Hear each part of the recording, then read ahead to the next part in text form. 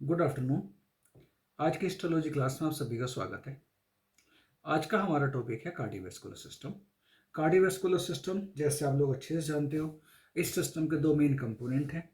पहला इस सिस्टम का कंपोनेंट होता है हार्ट और दूसरे सिस्टम का कंपोनेंट होता है vessels. Heart muscular organ,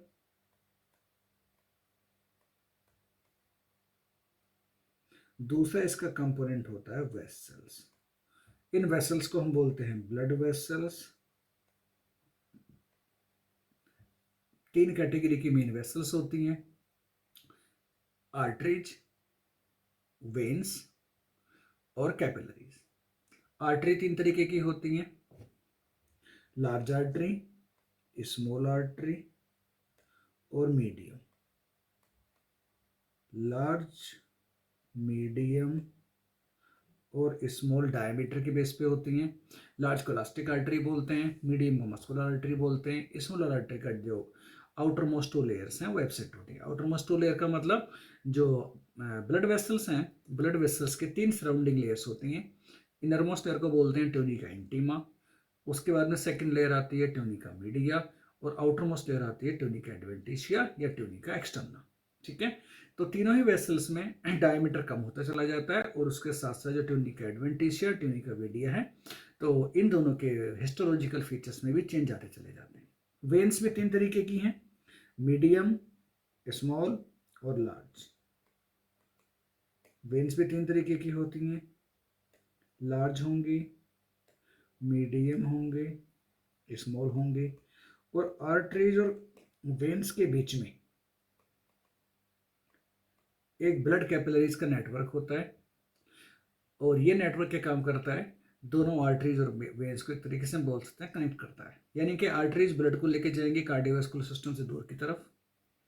arteries divide हो जाती हैं आर्टेरियोल्स में और आर्टेरियोल्स फर्दर ब्रांच हो जाते हैं कैपिलरीज में। कैपिलरीज मर्ज होने के बाद में बनेंगी वेन्यूल्स और वेन्यूल्स मर्ज होने के बाद में बनाएंगी वेन्स। तीन तरीके की वेन बनेंगी। एक में पहले बनेंगी स्मॉल वेन, इनका स्मॉलर डायमीटर है, फिर बनेगी मीडियम वेन्स और उसके बाद बनेंगी लार्ज वेन्स। सारी वेन्स मिलकर फिर बनाती हैं वेना कावा। तो दो वेना कावा होते हैं, एक होता है सुपीरियर वेना कावा, एक होता है इन्फीरियर वेना कावा। एक होता है इन्फीरियर वेना कावा और एक होता है superior vena cava. Superior vena cava का काम होता है ब्लड को जो है कलेक्ट करता है। कहाँ कहाँ से? हेड रीजन से, नेक रीजन से, जो अपर लिम्ब से, अपर लिम्ब से या आर्म से, अपर लिम्स, आर्म्स और उसके बाद में चेस्ट से। जो इन्फीरियर वेना कावा है, इन्फीरियर वेना कावा ब्लड को कलेक्ट करता है बाकी रिमेनिंग पोजीशन से, यानी कि lower limbs, pelvic region, abdominal region और थोरेसिक कैविटी। ठीक है, कैपिलरीज ये भी तीन तरीके की होती हैं। एक कैपिलरीज होती है कंटिन्यूअस, यानी कि कोई भी इंटरसेलुलर स्पेसेस नहीं मिलते। एक कैपिलरीज होती है फेनेस्टर्ड,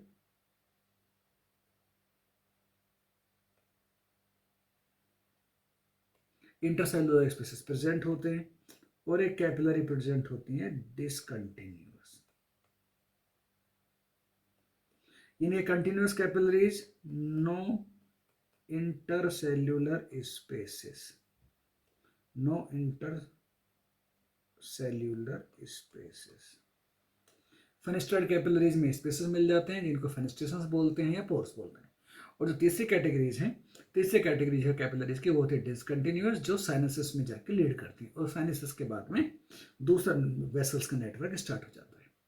तो जो नेटवर्क होता है आर्ट्रियोल, कैपिलरीज और वेन्यूल्स, इन तीनों के नेटवर्क को हम मिला के बोल देते हैं माइक्रो सर्कुलेटरी नेटवर्क। और इसका एक और नाम बोल दे देते हैं जिसको बोलते हैं थ्रोफियर चैनल।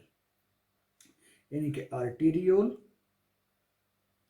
आर्टेरियोल से नेटवर्क बनेगा कैपिलरीज का, कैपिलरीज बाद में मर्ज हो जाती हैं वेन्यूल्स में और वेन्यूल्स ब्लड को लेके जाती हैं आगे। तो आर्टेरियोल कैपिलरीज और वेन्यूज, जो पूरा नेटवर्क है, इस नेटवर्क को बोलते हैं थोरोफेयर चैनल।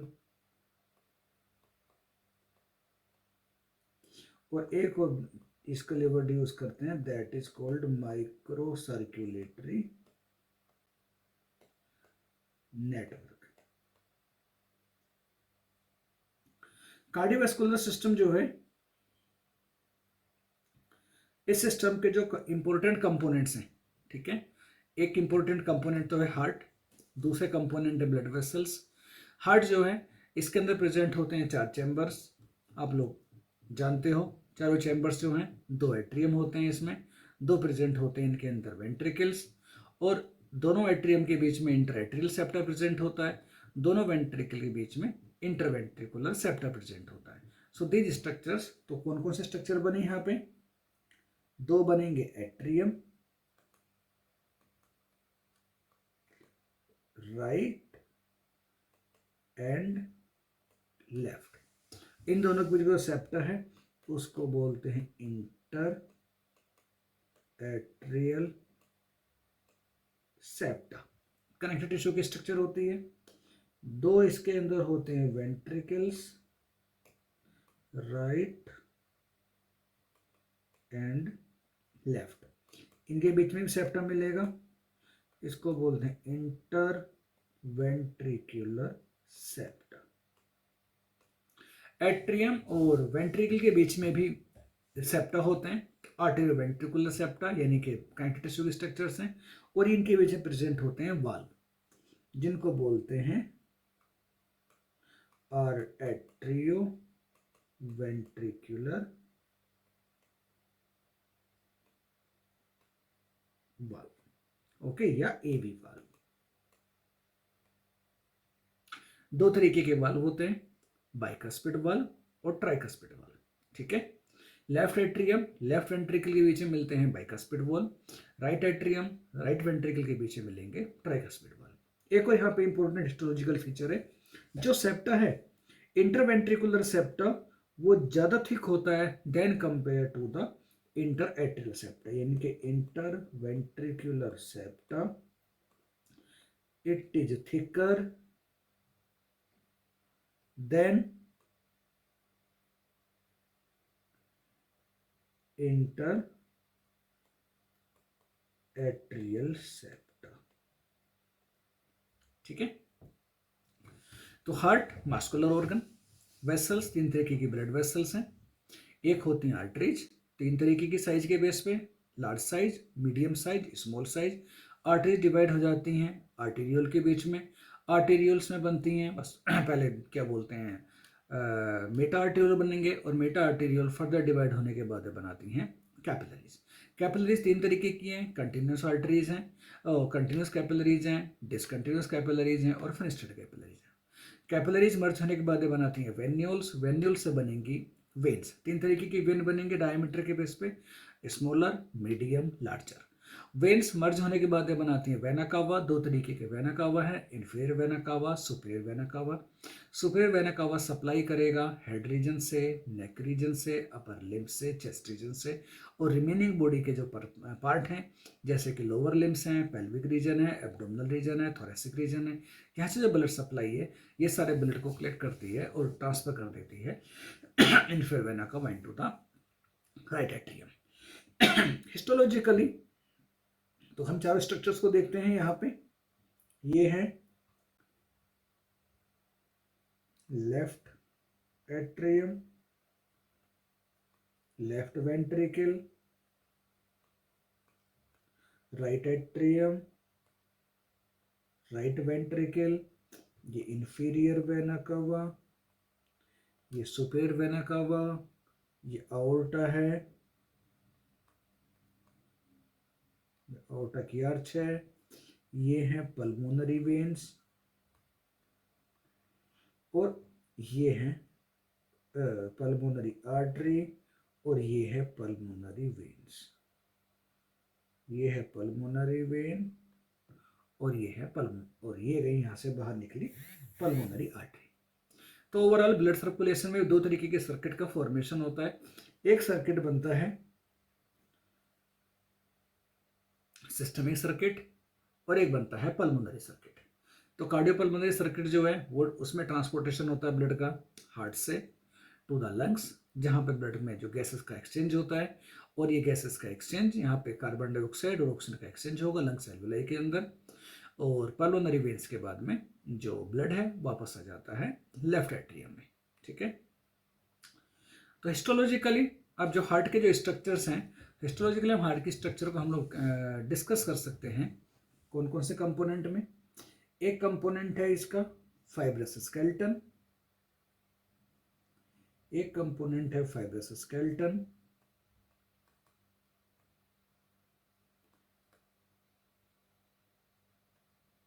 दूसरा कंपोनेंट है इसका हार्ट के हिस्टोलॉजी,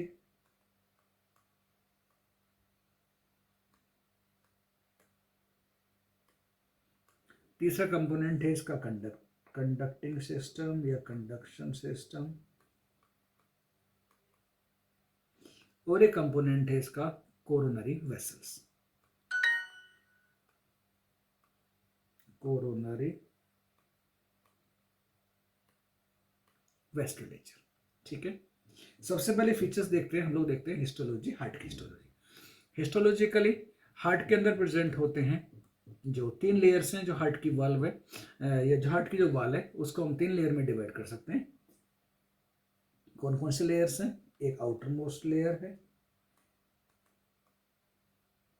एक है मिडिल लेयर, और एक है इनर लेयर। आउटर लेयर को बोलते हैं एपिकार्डियम, मिडिल लेयर को बोलेंगे मायोकार्डियम, और जो इनर मोस्ट लेयर है जो ल्यूमेन की तरफ है उस लेयर को बोलते हैं endocardium. So heart histologically 3 layer में डिवाइडेड होता है, पहली एपिकार्डियम, दूसरी मायोकार्डियम, तीसरी होती है एंडोकार्डियम। जो आउटर मोस्ट लेयर है हार्ट की एपिकार्डियम, ये जो सिरस लेयर है, जो सिरस पेरिकार्डियम है उसकी विसरल लेयर भी है। So it is visceral layer of serous pericardium. आप लोग पता है पेरिकार्डियम जो हार्ट के सराउंड एक टिश्यू की लेयर है, इसमें 2 लेयर होती हैं, एक होती है फाइब्रस लेयर, एक होती है serous layer. Fibrous layer dense connective tissue की बनी होती है, इरेगुलर टाइप के कनेक्टिव टिश्यू होते हैं इसमें। जो सीरस लेयर है उसके 2 कंपोनेंट होते हैं, एक विसरल लेयर और parietal layer. Visceral layer attach होती है हार्ट के आउटर सरफेस के साथ और ये हार्ट के आउटर लेयर बनाती है। जो पैराइटल लेयर है, पैराइटल लेयर फाइब्रस पेरिकार्डियम के साथ कंटिन्यूस हो जाती है। पैराइटल लेयर और विसरल लेयर के बीच का ही जो स्पेस है उसको बोलते हैं पेरिकार्डियल स्पेस या पेरिकार्डियल कैविटी। 15 से 50 के आसपास इसका वॉल्यूम होता है ml। तो एपिकार्डियम आउटर मोस्ट लेयर है, ठीक है, ये होती है विसरल लेयर सीरस पेरिकार्डियम। इसके अलावा इसमें प्रेजेंट होती है मेसोथेलियल सेल्स, सिंगल लेयर होती है मेसोथेलियल सेल्स की। कुछ इसके अंदर कनेक्टिव टिश्यू कंपोनेंट होते हैं, कनेक्टिव टिश्यू कंपोनेंट, और कनेक्टिव टिश्यू के साथ साथ इसमें प्रेजेंट होता है एडिपोज टिश्यू भी। इन्हें कुछ एक अमाउंट में एडिपोज सेल्स प्रेजेंट होती हैं, ठीक है। After then second layer is the myocardium, most important layer है, मोस्ट थिक लेयर है। It is made up of cardiac muscles. इस लेयर की फीचर क्या है कि ये जो लेयर है ये कार्डियक मसल से मिलकर बनती है। This layer is made up of cardiac muscles. Thickest layer है सभी लेयर्स के बीच में। इसी लेयर की वजह से जो हार्ट की पंपिंग एक्टिविटी काम करती है। यहाँ से एक हार्मोन का भी सिंथेसिस होता है जिसको बोलते हैं नाइट्रोयूरेटिक हार्मोन। यहाँ पे होती है एक हार्मोन का सिंथेसिस होता है इस लेयर से, इस हार्मोन को बोलते हैं नाइट्रोयूरेटिक हार्मोन।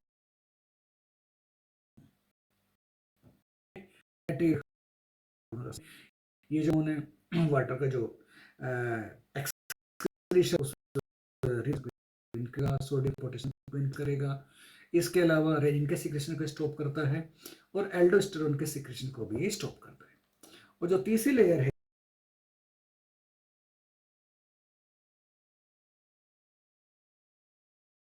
टूवर्ड्स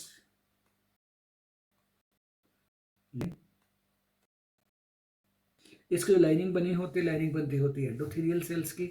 ये लेयर डिवाइड होती है 3 लेयर में, inner layer, middle layer, deeper layer. Inner layer, middle layer और deep layer.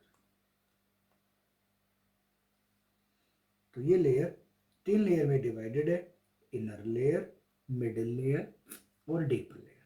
Inner most layer जो होती है वो होती है ल्यूमेन की तरफ की।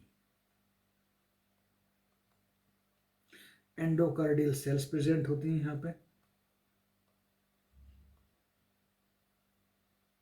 Towards lumen, it contain the endocardial cells. उसके साथ यहाँ पे जो एंडोथेलियम है, इस एंडोथेलियम में कुछ कनेक्टिव टिश्यू प्रेजेंट होता है। इस कनेक्टिव टिश्यू को बोलते हैं सब एंडोथेलियल कनेक्टिव टिश्यू। इसको बोलते हैं सब एंडोथेलियल कनेक्टिव टिश्यू। इन्हें एंडोकार्डियल सेल्स को बोल देते हैं एंडोथेलियल सेल्स। ये होती है एंडोथेलियल सेल्स। तो एंडोथेलियल सेल्स के बाद में एक कनेक्टिव टिश्यू मिलेगा जिसको बोलते हैं सब एंडोथेलियल कनेक्टिव टिश्यू। इसके बाद में स्टार्ट होती है मिडिल लेयर। मिडिल लेयर के पास प्रेजेंट होगा क्या क्या, सब endothelial connective tissue plus smooth muscle cells. इसके अंदर प्रेजेंट होते हैं connective tissue plus smooth muscle cells.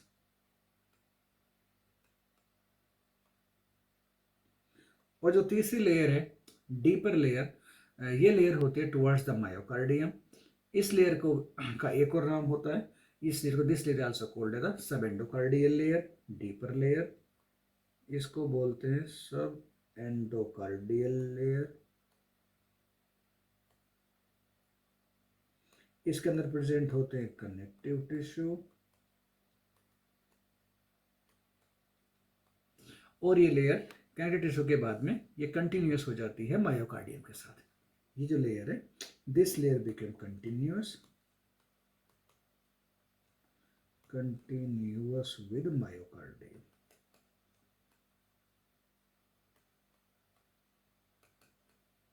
यानी कि जो मिडिल लेयर है हार्ट की।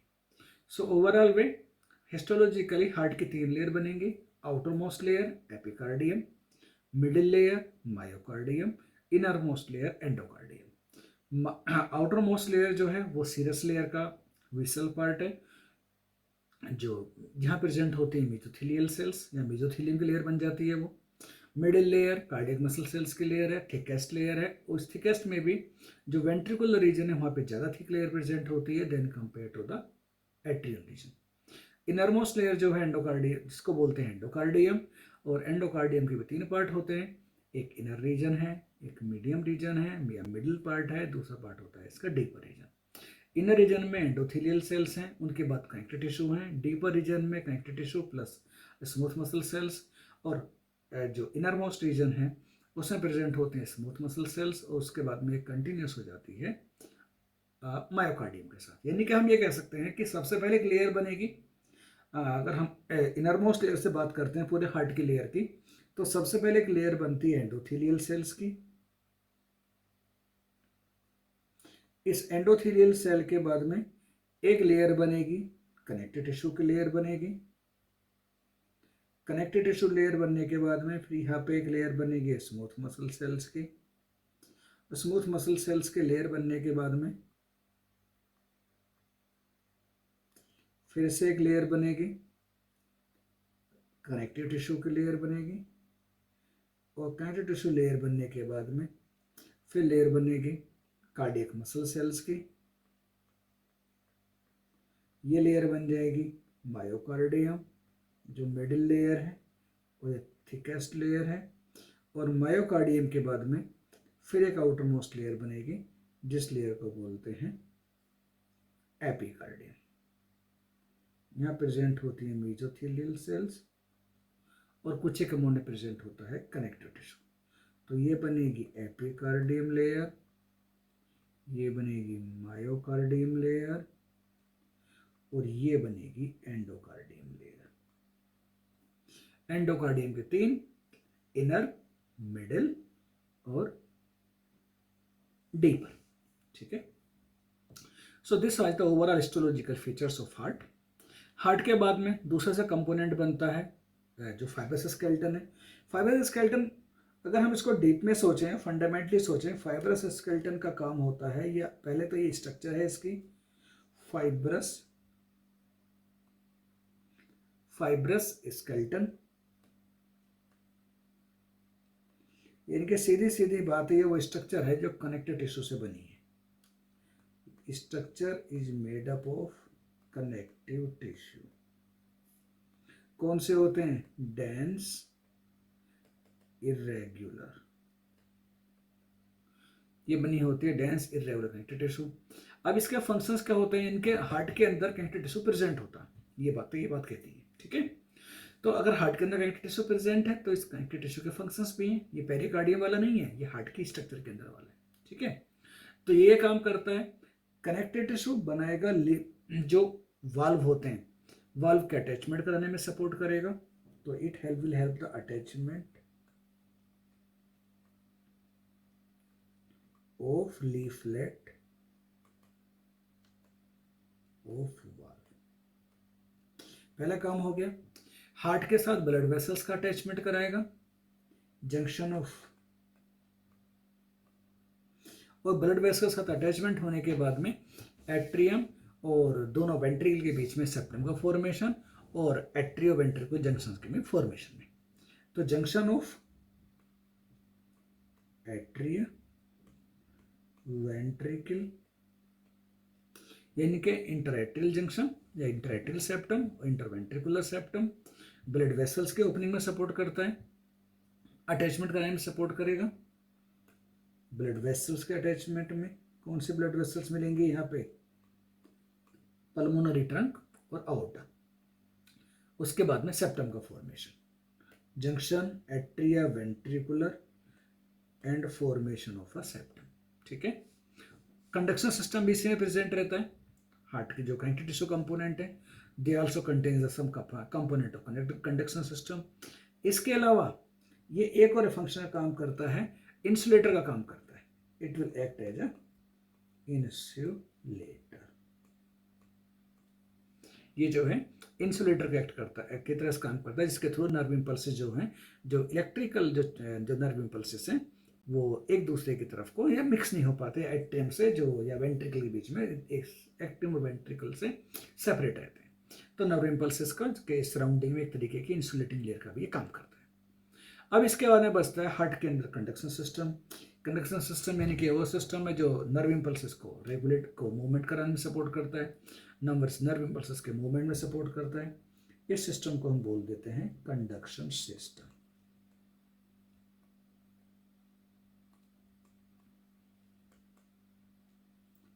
This system, it is called as a conduction system. It help in a propagation of a nerve impulses within the heart. Conduction system के जो major component होते हैं, एक होता है SA node, cyano atrial node, एक होता है आर्टेरियो वेंट्रिकुलर नोड, तीसरा कंपोनेंट होता है इसका बंडल ऑफ हिस। ठीक है, इन दोनों को जोड़ने वाले, पहले बंडल ऑफ हिस से पहले इन दोनों जोड़ने वाले ट्रैक्ट लिख देते हैं। तीसरा कंपोनेंट होता है इसमें इंटरनोडल ट्रैक्ट। 3 ट्रैक्ट होते हैं, एंटीरियर, मिडिल और पोस्टीरियर। इंटरनोडल ट्रैक्ट और इंटरनोडल ट्रैक्ट वैसे प्रेजेंट होते हैं साइनोरिकुलर नोड और या साइनोएट्रियल नोड और आर्टेरियोवेंट्रिकुलर नोड के बीच में।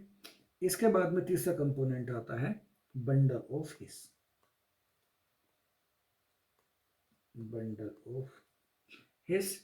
चौथा कंपोनेंट बनेगा इसका बंडल ब्रांचेस, जिनके 2 ब्रांच बन जाएंगी, राइट और लेफ्ट। और उसके बाद में पुरकिंजे फाइबर, ये बाद में बनते हैं पुरकिंजे फाइबर्स।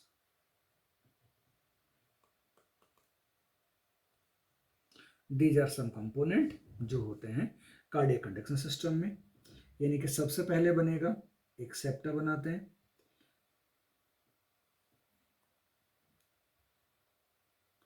कंडक्शन सिस्टम बनेगा, एक बनेगा सेप्टा इन दोनों के बीच में पहले, एक बनेगा इंटरएट्रियल सेप्टा, एक बनेगा आर्टेरियोवेंट्रिकुलर सेप्टा,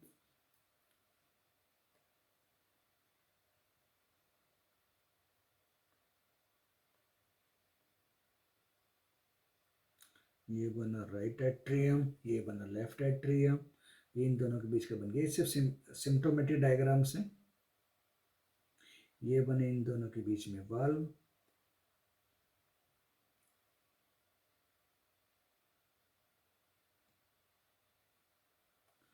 एक वाल्व बना इधर,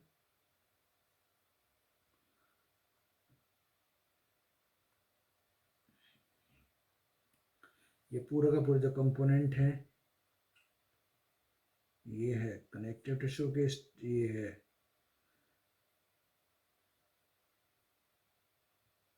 valve of the heart,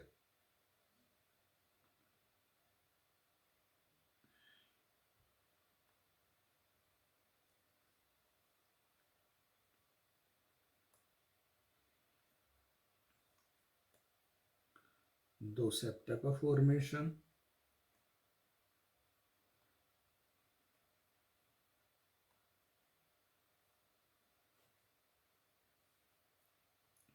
node बना लेते हैं। सबसे पहले ऐसे नोड, ऐसे नोड के बाद में सेकंड नोड बनेगी यहाँ पे एवी नोड,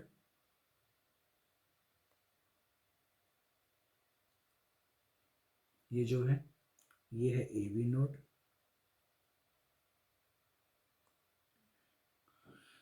ऐसे नोड और एवी नोड को कनेक्ट करने के लिए तीन इंटरनोडल ट्रैक्ट हैं, एंटीरियर, मिडिल और पोस्टीरियर। एंटीरियर ट्रैक्ट, एक बना मिडिल ट्रैक्ट और ये बना पोस्टर मिडिल ट्रैक्ट। इन तीनों ट्रैक्ट से निकलेंगे फाइबर्स जिनको बोलते हैं बंडल ऑफ हिस, और ये बंडल ऑफ हिस आगे आके बनाते हैं दो ब्रांचेस, एक बनेगी लेफ्ट ब्रांच, एक बनेगी राइट ब्रांच। इस तरीके से एक बनेगी लेफ्ट ब्रांच, एक बनेगी राइट ब्रांच, तो ये बने bundle of his,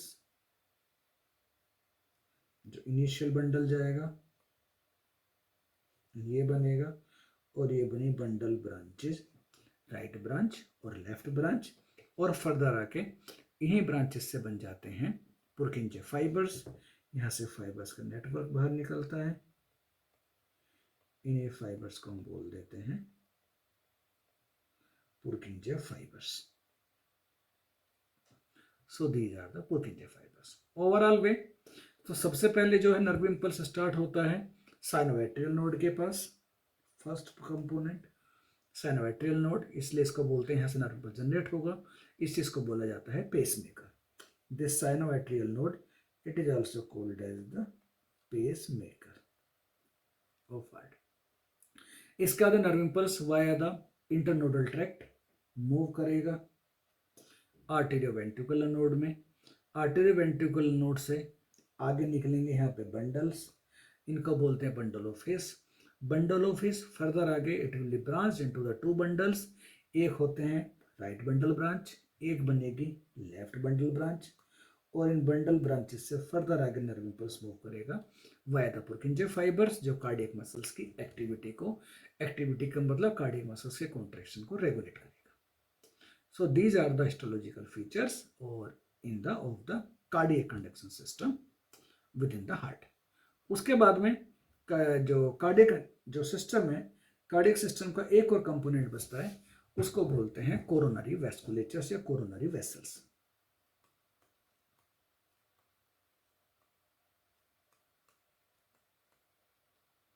coronary vessels के भी दो कंपोनेंट हैं, आर्टरीज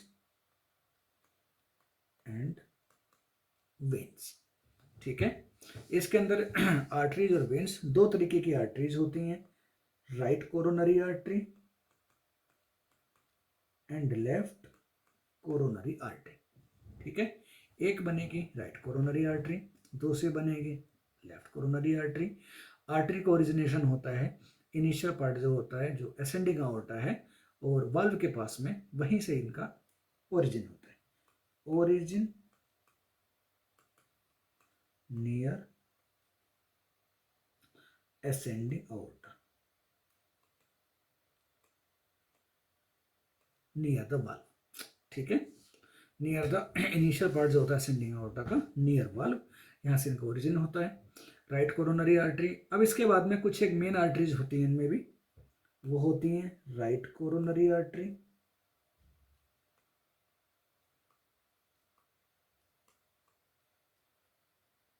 एक है लेफ्ट कोरोनरी आर्टरी, और लेफ्ट कोरोनरी आर्टरी में भी इसकी ब्रांचेज आ गए, लेफ्ट मेन कोरोनरी आर्टरी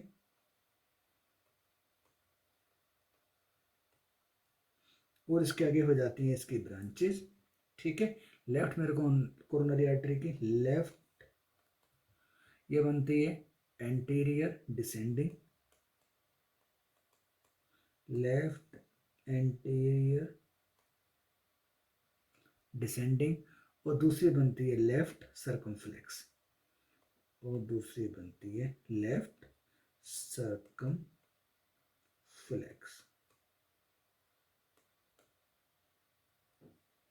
ये चार आर्टरीज हैं। ठीक है, right artery, left main coronary artery, उसके बाद में लेफ्ट एंटीरियर डिसेंडरिंग आर्टरी, और उसके बाद में बनती है लेफ्ट सर्कमफ्लेक्स आर्टरी। ये चार मेन कोरोनरी आर्टरीज हैं जिनके अंदर ब्लॉकेज होने के चांसेस रहते हैं, सबसे ज़्यादा चांसेस रहते हैं, और अगर यहाँ पे ब्लॉकेज है तो it has a significant effect on the proper functioning of a heart. उसके अलावा जो कोरोनरी आर्टरीज होती हैं, ये कोरोनरी आर्टरीज ब्लड को ड्रेन कर देती हैं कोरोनरी वेन्स के अंदर, इनको बोलते हैं कार्डियक वेन्स, और कार्डियक वेन्स जो हैं उसके बाद में ब्लड को ड्रेन कर देती हैं कोरोनरी साइनसेस के अंदर, drain the blood into the coronary sinuses, और कोरोनरी साइनसेस ब्लड को ड्रेन कर देते हैं into the right atrium.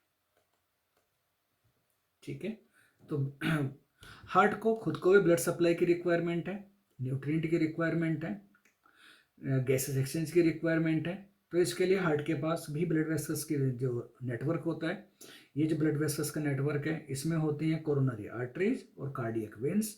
Coronary artery, right coronary artery, left coronary artery और कार्डियक वेन्स।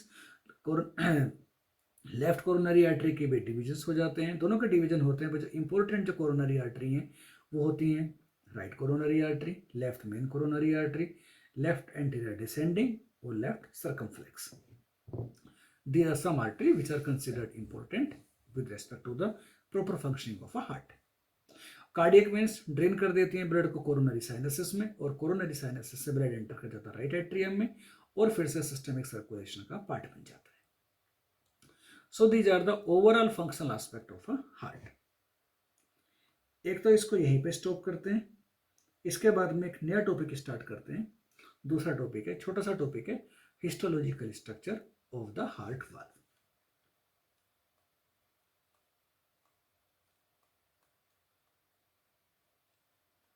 हार्ट वाल्व के हिस्टोलॉजिकल स्ट्रक्चर। ठीक है, इनके हार्ट वाल्व का जो डायमीटर है, जो इनका साइज है, अब 1 मिलीमीटर से लगभग कम होता है। इनकी थिकनेस होती है लेस देन 1 मिलीमीटर। फंक्शन क्या होता है इनका, ये काम करते हैं ब्लड के फ्लो को एक डायरेक्शन में रखते हैं, maintain unidirectional flow of blood. ठीक है, हार्ट वाल्व के 3 कंपोनेंट होते हैं हिस्टोलॉजिकली। पहला कंपोनेंट होता है फाइब्रोसा, दूसरा कंपोनेंट होता है इसका स्पोंजियोसा, और तीसरा कंपोनेंट होता है इनका एट्रियलिस या वेंट्रिकुलरिस। एट्रियलिस या वेंट्रिकुलरिस, ठीक है। तीन कंपोनेंट होते हैं इसके, एट्रियलिस होगा, फाइब्रोसा होगा, स्पोंजियोसा होगा, एट्रियलिस होगा या वेंट्रिकुलरिस होगा, ठीक है। सबसे पहले कंपोनेंट देखते हैं फाइब्रोसा। हिस्टोलॉजिकली फाइब्रोसा जो होता है ये होता है डेंस टिश्यू की स्ट्रक्चर। ये सिचुएटेड मिलेगा वेंट्रिकुलर एस्पेक्ट में मिलेगा एवी वाल्व में, और जो सेमिलुनर वाल्व है उसे मिलेगा एट्रियल साइड में, ठीक है। फाइब्रोसा ये है dense connective tissue, dense connective tissue. Ventricular aspect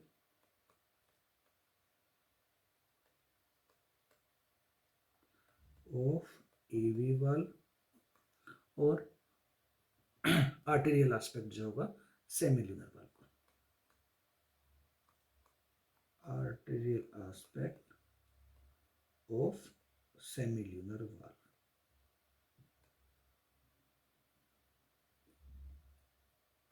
एक ऐसा कंपोनेंट बनता है डेंस रेगुलर टिश्यू। इसका काम होता है टेंसाइल स्टिफनेस प्रोवाइड करता है। It will provide the tensile stiffness,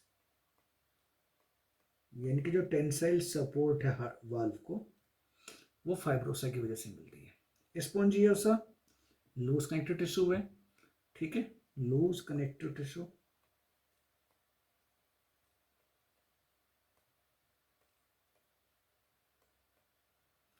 एक फंक्शन करता है शॉक एब्जॉर्बर की तरह से,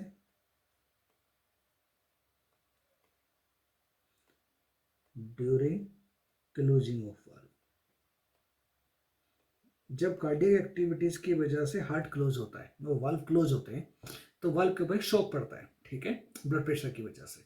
तो जो स्पोंजियोसा है ये इस प्रेशर को एब्जॉर्ब करता है, ठीक है। इसके अलावा फंक्शन क्या काम करते हैं, एब्जॉर्ब काम करता है, फ्लेक्सिबिलिटी प्रोवाइड करता है।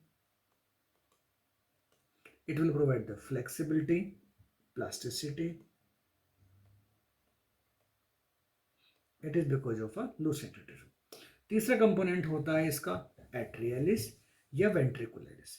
एट्रियलिस जो सरफेस बोलेंगे वो हम बोलेंगे एट्रियो वेंट्रिकुलर वाल्व के लिए, और वेंट्रिकुलरिस सरफेस में इसकी मेनली यूज करते हैं सेमिलुनर वाल्व के लिए, ठीक है। ये दोनों स्ट्रक्चर जो हैं डेंस कनेक्टिव टिश्यू की स्ट्रक्चर होती हैं, ये भी डेंस कनेक्टिव टिश्यू।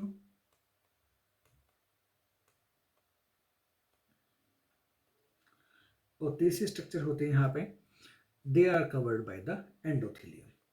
ये जो वाल्व है, जो सरफेस है ये वाली, ये कवर्ड होती है एंडोथेलियम से,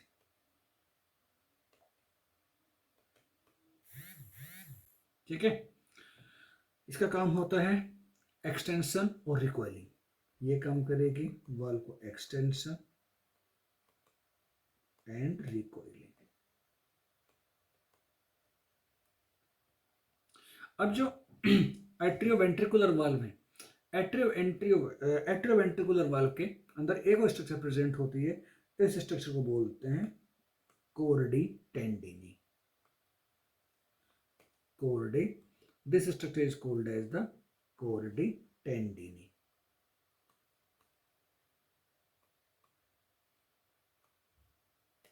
कोर्डी टेंडिनी ये क्या होते हैं, फाइबर लाइक स्ट्रक्चर्स हैं जो कनेक्ट करते हैं एवी वाल्व को पैपिलरी मसल के साथ में। इनके अंदर होते हैं फाइबर लाइक स्ट्रक्चर,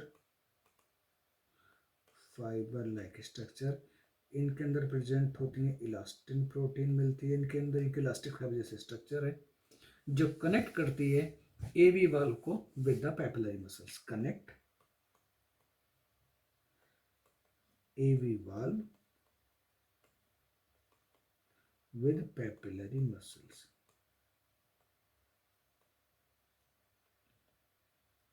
यानी कि जो वेंट्रिकल्स हैं, वेंट्रिकल्स के अंदर पैपिलरी मसल्स प्रेजेंट होती हैं, ठीक है। और यहाँ पे जो वाल्व की सरफेस को पैपिलरी मसल के साथ अटैच करें। अब इसका फंक्शन क्या होगा, कोडी टेंडिनी। कोडी टेंडिनी क्या काम करते हैं, वाल्व की जो है रिवर्स ओपनिंग को स्टॉप करते हैं। कोडी tendineae they controls the reverse opening of a valve. और जो सेमिलुनर वाल्व होते हैं, सेमिलुनर वाल्व के अंदर कोडी टेंडिनी एब्सेंट होते हैं।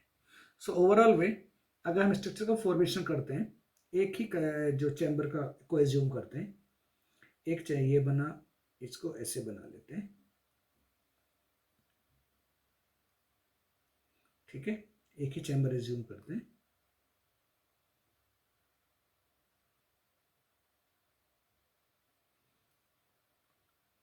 ये बनेगा, एक बनेगा यहाँ पे सेप्टा, इसके बाहर प्रेजेंट होगा यहाँ पे इस तरीके से, ये सेप्टा बन गया, ये एट्रियम आ गया, ये वेंट्रिकल आ गया, और एट्रियम और वेंट्रिकल के बीच में बन गया सेप्टा, ये बन गई हार्ट वाल्व। और यहाँ से यहाँ ये ओपनिंग होती है इस तरीके से वाल्व के थ्रू इन दोनों चैम्बर के बीच में।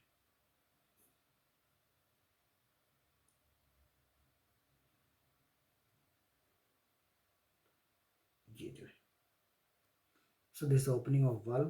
तो हार्ट वाल्व के अंदर यहाँ पे पेपिलरी मसल्स प्रेजेंट होती हैं, और जो चैम्बर्स हैं, ये जो बने वाल्व, ठीक है, 3 कस बन जाएंगे, ट्राइकस्पिड हो जाएगा, 2 कस बन जाएंगे, बाइकस्पिड हो जाएगा। तो इन कप्स को अटैच करा के रखते हैं फाइबर्स के साथ। The attach these cusp through the fibres, इन्हीं फाइबर्स को बोलते हैं कोर्डी टेंडिनी। जो प्रोजेक्शंस होते हैं मसल्स में, ये होती हैं papillary muscles.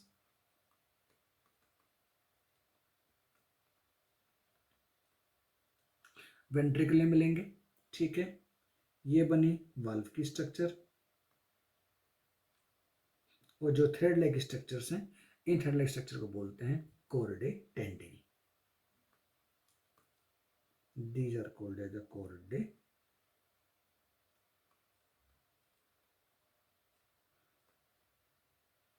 tendini. So this is the histological structure or the histological feature of a valve. तो यहाँ तक के हमारे टॉपिक कवर हो गए हार्ट के हिस्टोलॉजिकल स्ट्रक्चर्स। एक बार सारी चीज़ें दोबारा से रिवाइज कर देता हूँ। हार्ट जो है एक मस्कुलर ऑर्गन है, कार्डियोवैस्कुलर सिस्टम का कंपोनेंट है। कार्डियोवैस्कुलर सिस्टम के 2 कंपोनेंट बनेंगे, एक बनेगा हार्ट, दूसरा का बनेगा वेसल्स। हार्ट के अंदर 4 चैम्बर्स होते हैं, 2 एट्रियम बनेंगे, 2 वेंट्रिकल बनेंगे, दोनों के बीच में सेप्टा प्रेजेंट होता है, interatrial septa, interventricular septa. Septa बना होता है कनेक्टिव टिश्यू का। इंटरएट्रियल सेप्टा कम थिक होता है then compare to the interventricular septa. Blood vessels जो है, जो कार्डियोवैस्कुलर सिस्टम की हैं, उनकी मेजर कैटेगरी है आर्टरीज, 3 में डिवाइड है, स्मॉल, मीडियम, लार्ज। वेन्स 3 में डिवाइड है, स्मॉल, मीडियम, लार्ज। कैपिलरीज ये भी 3 में डिवाइड होती है, कैपिलरीज भी ये डिवाइड होती हैं, capillaries continuous, discontinuous and the fenestral capillary. इसके साथ साथ एक पैरेलल नेटवर्क भी होता है वेसल्स का, जिसको हम बोलते हैं lymphatic vessels. Lymphatic capillaries, lymphatic capillaries बनती है लिम्फेटिक वेसल्स। लिम्फेटिक वेसल्स बनाती हैं डक्ट, राइट लिम्फेटिक डक्ट और थोरेसिक डक्ट, जो इंटरनल जुगुलर वेन और सब क्लेवियर वेन के जंक्शन के पास में लीफ को ड्रेन कर देती है ब्लड के अंदर, और फिर से सारा कंपोनेंट ब्लड सर्कुलेशन का पार्ट बन जाता है। अब ओवरऑल वे हार्ट के 3 लेयर प्रेजेंट होती हैं histologically. Outer most layer epicardium, middle layer myocardium, inner most layer बन जाती है एंडोकार्डियम। मिडिल लेयर में कार्डियक मसल्स प्रेजेंट होती हैं। आउटर लेयर में जो सीरस लेयर है पेरिकार्डियम की, सीरस लेयर की वेसल लेयर अटैच होती है, जो मेसोथेलियल सेल्स हैं। यहाँ पे कुछ एक अमाउंट में लूज कनेक्टिव टिश्यू के फाइबर्स भी होते हैं, एडिको सेल्स प्रेजेंट होती हैं। मायोकार्डियम का जो मेन कंपोनेंट है वो है कार्डियक मसल सेल्स, जिनका काम है कॉन्ट्रैक्शन करना और हार्ट की कॉन्ट्रैक्टाइल एक्टिविटी को रेगुलेट करना। इनर मोस्ट लेयर जो जिसको बोलते हैं एंडोकार्डियम। एंडोकार्डियम की 3 लेयर बन जाती हैं। इनर लेयर जो ल्यूमेन की तरफ है, मिडिल लेयर और डीपर लेयर जो मायोकार्डियम की तरफ है। इनर लेयर में प्रेजेंट होती हैं एंडोथेलियल सेल्स, उसके बाद में कनेक्टिव टिश्यू। कनेक्टिव टिश्यू के बाद में प्रेजेंट होती हैं स्मूथ मसल सेल्स। तो स्मूथ मसल सेल्स प्रेजेंट होती हैं मीडियम पर रीजन के अंदर और कनेक्टिव टिश्यू, और स्मूथ मसल सेल्स के बाद में फिर से कनेक्टिव टिश्यू की लेयर मिलेगी, और इसके बाद में प्रेजेंट ये कंटिन्यूस हो जाती है मायोकार्डियम के साथ में। हार्ट में और भी कंपोनेंट हैं। एक कंपोनेंट होता है इसका फाइब्रस कंपोनेंट, जो कनेक्टिव टिश्यू फाइबर से है, जो सेप्टा का फॉर्मेशन करेगा, वाल्व के स्ट्रक्चर के फॉर्मेशन सपोर्ट करते हैं, जो कार्डियक मसल्स हैं इनके बंडल के फॉर्मेशन में सपोर्ट करते हैं, वाल्व के अटैचमेंट में, ब्लड वेसल्स के अटैचमेंट में सपोर्ट करते हैं। उसके बाद में कंडक्शन सिस्टम में कंपोनेंट हैं साइनोवेट्रियल नोड, उसके बाद में एट्रियोवेंट्रिकुलर नोड। तो और इन दोनों नोड के बीच में internodal tract, anterior, middle, posterior tract, bundle of हिस्से बनेंगे दो बंडल ब्रांचेस बनेंगी, right bundle branch, left bundle branch, और इनसे आगे निकलते हैं ब्रांचेस बन जाए, फर्दर ब्रांचिंग होगी जो फाइबर्स का फॉर्मेशन करेगी। इन फाइबर्स को हम बोल देते हैं पुरकिंचे फाइबर्स। हिस्टोलॉजिकली तो हार्ट के यही कंपोनेंट है। उसके अलावा हार्ट में एक और इम्पोर्टेंट कंपोनेंट है जिसको हम बोलते हैं वाल्व के 3 हिस्टोलॉजिकल कंपोनेंट हैं। एक होता है फाइब्रोसा, एक होता है स्पोंजियोसा, तीसरा होता है एट्रियलिस या वेंट्रिकुलरिस, और उसके अलावा जो जो वाल्व हैं, इन वाल्व को अटैच कराने के लिए एक कुछ कनेक्टिव टिश्यू के फाइबर्स होते हैं जिनमें इलास्टिन प्रोटीन प्रेजेंट होती है, और इन फाइबर्स को बोलते हैं कॉर्डी टेंडिनी। सो कार्डियोवास्कुलर सिस्टम यहीं पे स्टॉप करते हैं, अगली क्लास में मिलते हैं। तब तक के लिए अपनी क्लास को स्टॉप करते हैं। Thank you for the listening. ठीक है, इस क्लास को इसको पढ़िएगा। और मैं एक बात और सजेस्ट करता हूँ आप लोगों को, ये जो क्लासेस होती हैं ऑनलाइन क्लास कभी भी बुक्स का अल्टरनेट नहीं होती है। ठीक है, ये जस्ट आपको एक प्रीलिमिनरी आइडिया प्रोवाइड करती है। ठीक है, तो आप इससे अपना प्रीलिमिनरी आइडिया लो, और अगर कहीं पे कोई डाउट क्लियर है या तो क्वेरी कर सकते हो, या बेटर है उस डाउट को आप लोग अच्छी बुक से आइडेंटिफाई करो और वहाँ से रूल आउट करो। ठीक है, तो ऑनलाइन लेक्चर सुनो, उससे एक आइडिया डेवलप करो, और उस आइडिया के बेस पे अपने कुछ एक इंपॉर्टेंट पॉइंट्स को लिखो, और बाद में बुक की रीडिंग को स्टार्ट करो। ठीक है, ठीक है, अगली क्लास में मिलते हैं। तब तक के लिए बाय बाय, टेक केयर।